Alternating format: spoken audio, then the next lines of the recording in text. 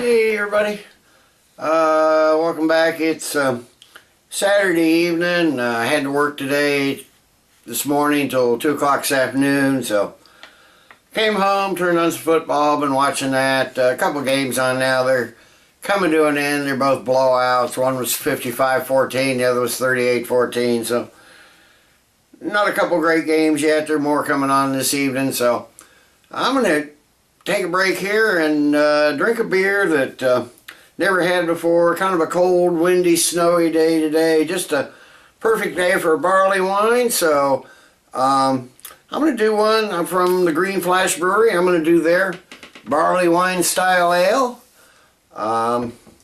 Never had it before. I have had some Green Flash brews. Finally, now that they've finally started coming available to the state, although they're not local yet. But anyway, a little bit from the website. It says a 4-hour boil intensifies the caramel malts and enormous Pacific Northwest hop charge.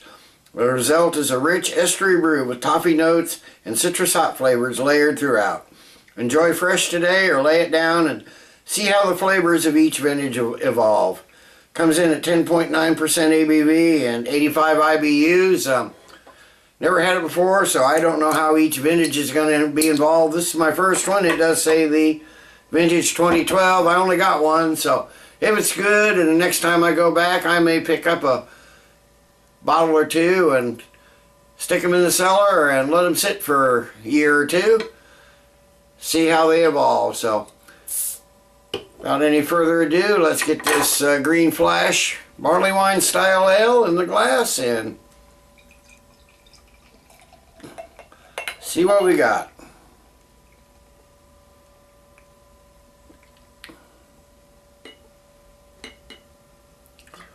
Alright, that's a nice looking.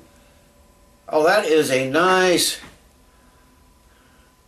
not quite ruby, but really dark orange. I'd say almost maple colored beer. Got a couple fingers of a really creamy looking off-white head, a little darker neck shell, not quite mocha, but nice looking barley wine. So let me get a nose on it. Okay, I'm getting that. Smells like a barley wine should smell. I'm getting some nice sweet caramel, some molasses and toffee. Getting some dark fruits in there, maybe some like red apple, plum, maybe a little grape even. Really nice, adds a nice slight tartness to the aroma, which is primarily sweet. I'm getting just a little bit of alcohol. It's almost like a, well, maybe that's where that grape-like thing is coming, because it's almost a alcohol in there is almost a port-like smell. I am getting a little citrus, but not very much, so let me give it a taste.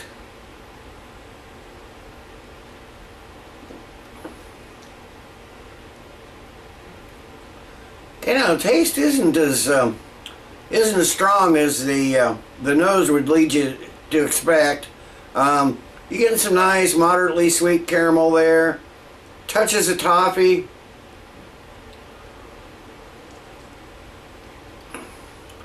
Definitely, it's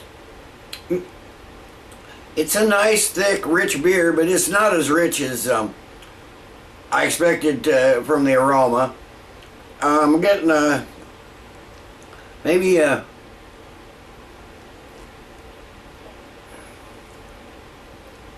some fruits in there. Maybe getting a slightly muted, slightly tart green apple, a little bit of orange, maybe a little bit of plum. There's almost a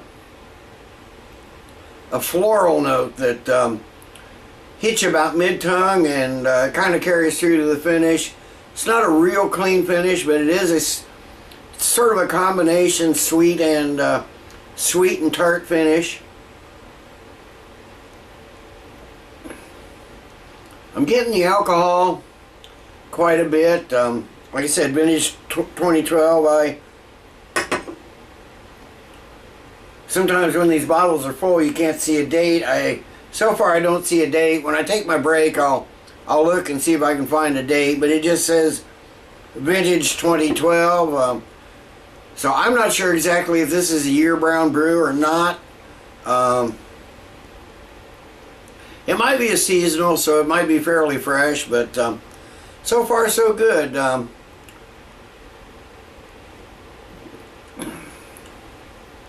Just a little bit of bitter hops in there that kind of ease that super malty sweetness there.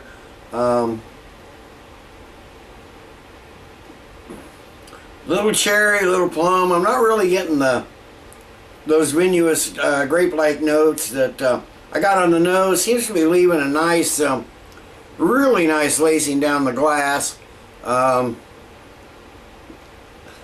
Good looking, good tasting beer so far. It's almost a full-bodied beer.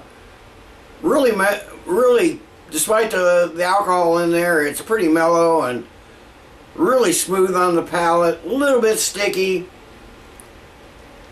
a little bit creamy, but good looking beer good tasting beer so far. So let me sip on this a while, let it warm up. It may be a while.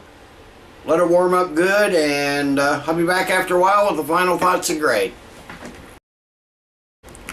Okay, I'm back. It's been 40-45 minutes. Been sipping on this. It's warmed up nicely. On the aromas, I've noticed that grape-like flavor is almost turned into almost like a brandy or something. The dark fruits have really come out. Alcohol actually has come up a little bit, but there may even be a hint of vanilla in there. But this is definitely, at least on the aroma, is really sweet and malt forward. That's for sure. So give it a taste.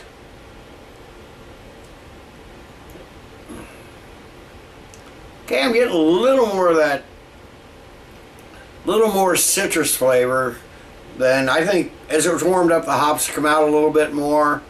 Like I said, I have no idea. I did not find a date on this bottle, so I don't know exactly other than vintage 2012, but this is one that I guess the bottling date doesn't really matter, because this could lay down for a few years, that's for sure. And that's what I'm going to have to say. This is a decent, but not a real memorable barley wine. It's a good barley wine. Flavors are decent, pleasant. They're blended well.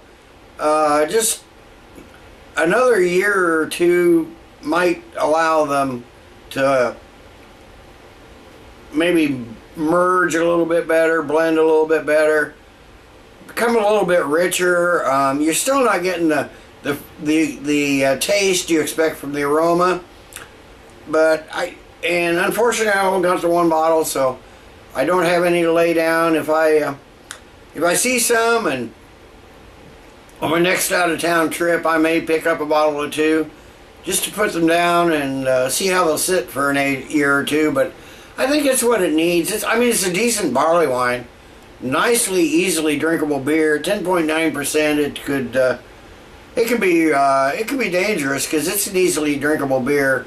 That's one thing. As it's warmed up, you don't get the alcohol and the taste as much as you did. I mean, it was never overwhelming. It was never something that took over and made it unpleasant. It was just there and noticeable. So I'm going to give the Green Flash vintage 2012 barley wine. It could approach 10, I think, but for right now I'm going to give it 8.5 out of 10. Decent beer, solid beer, easily, almost too easily drinkable beer. So 8.5 out of 10. Till next time, everybody, cheers. let's keep drinking good beers.